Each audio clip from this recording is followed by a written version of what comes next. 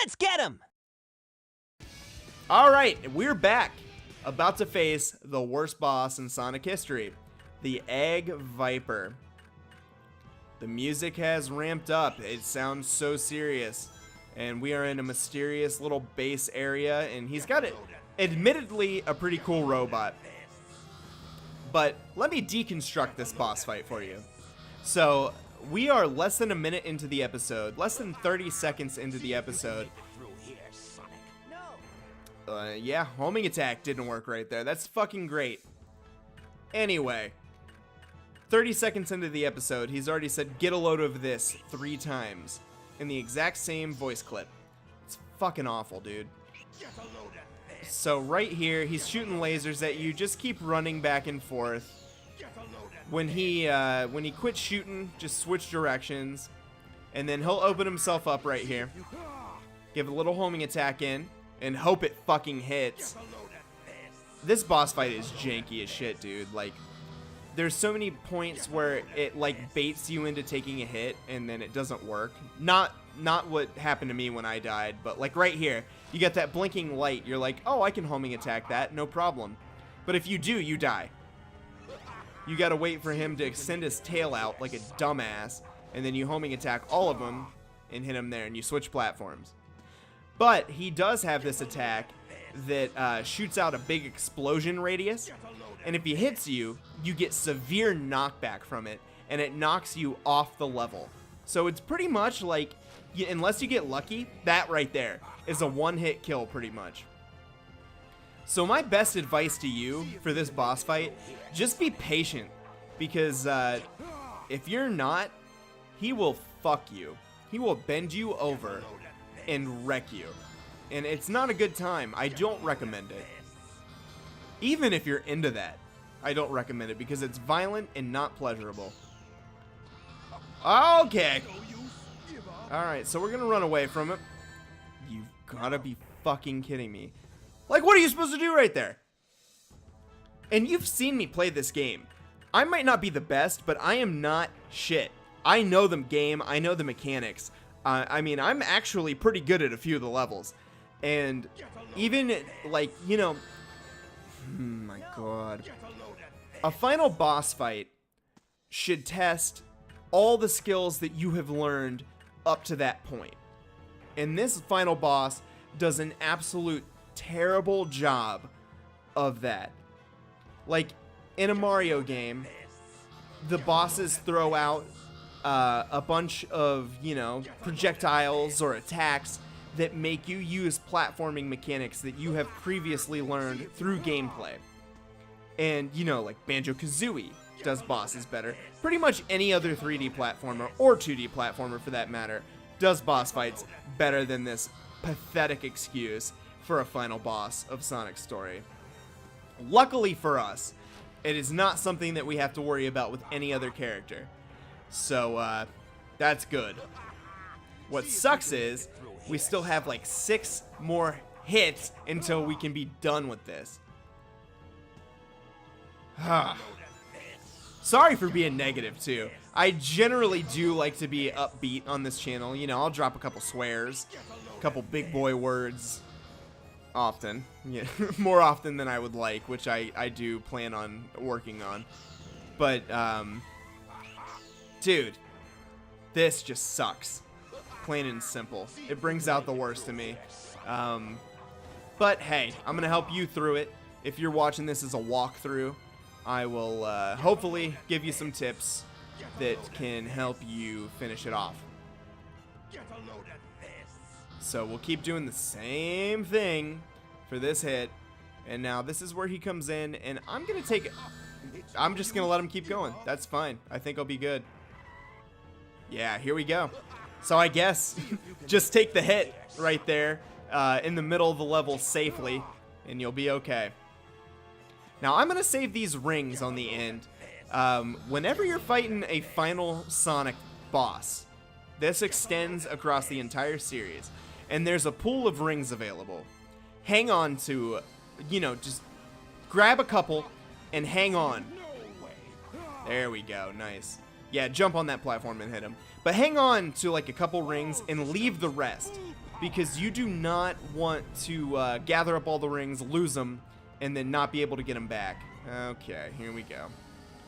Wait, let his voice clip start, ride it up, and then homing attack in. Boom. We got one more hit. Not bad at all. Think this might be the time. Alright, same tactic. Oh, that was... Ah! Yeah. Now, this motherfucker will kill himself at your expense. So watch where he's gonna go and avoid it. He's up to something. I'm so nervous. I don't know where he's gonna go. Oh my god. Okay. If he lands where you're standing, you'll die, and you'll have to do that whole monotonous, horrible boss fight over again. But we don't have to do that because we fucking did it, guys. Holy shit. Thank God. And we are mysteriously back in the Mystic Ruins. And Eggman is retreating with his tail between his legs like a little punk bitch. And we are heroic. We got that guitar riff going in the background. Tails is alive. He's excited. And we're just going to enjoy a little victory lap. And we got some cheesy ass vocals. Love it.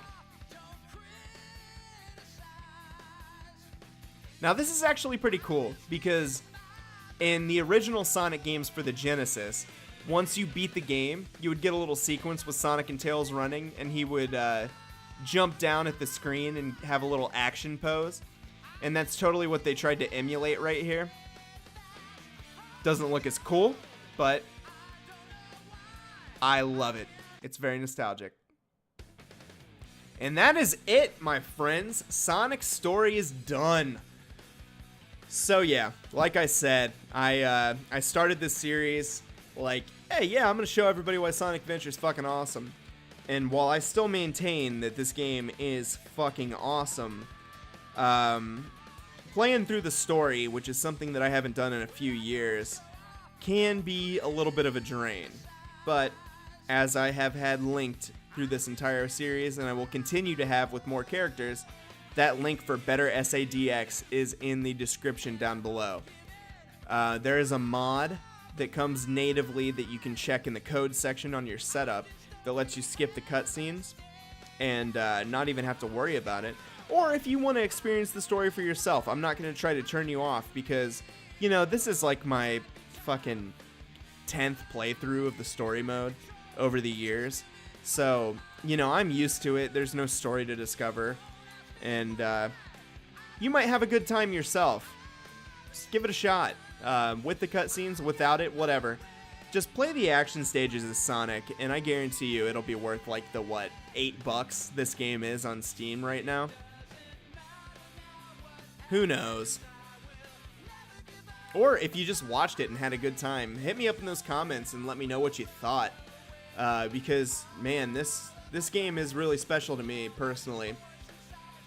And it's funny because I didn't have a Dreamcast when I was growing up.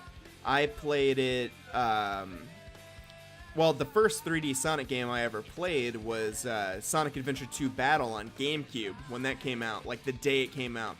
One of the nicest things my mom ever did for me was just randomly pick that up the day it came out because she knew that I liked Sonic, which is out of character, but cool.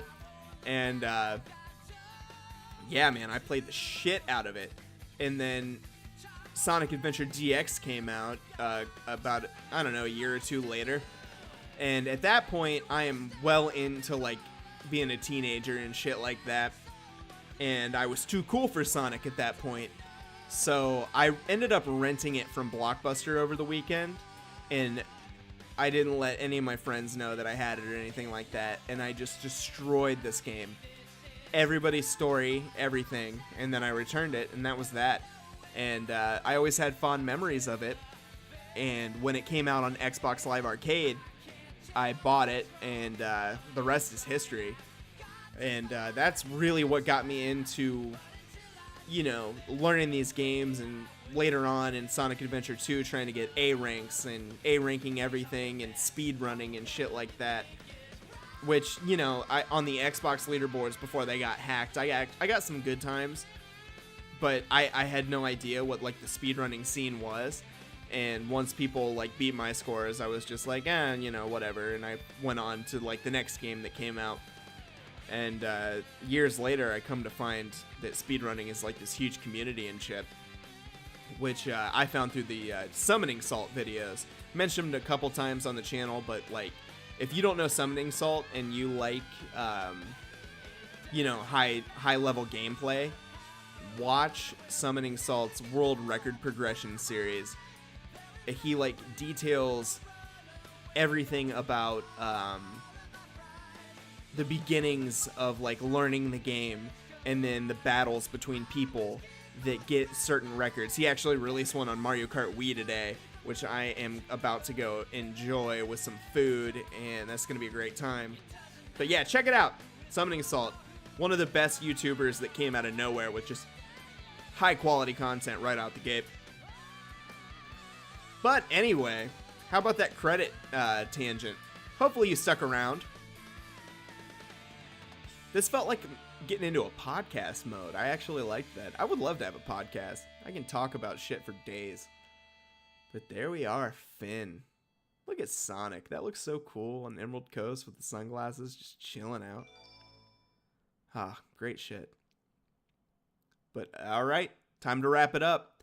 I will see you guys in the next episode.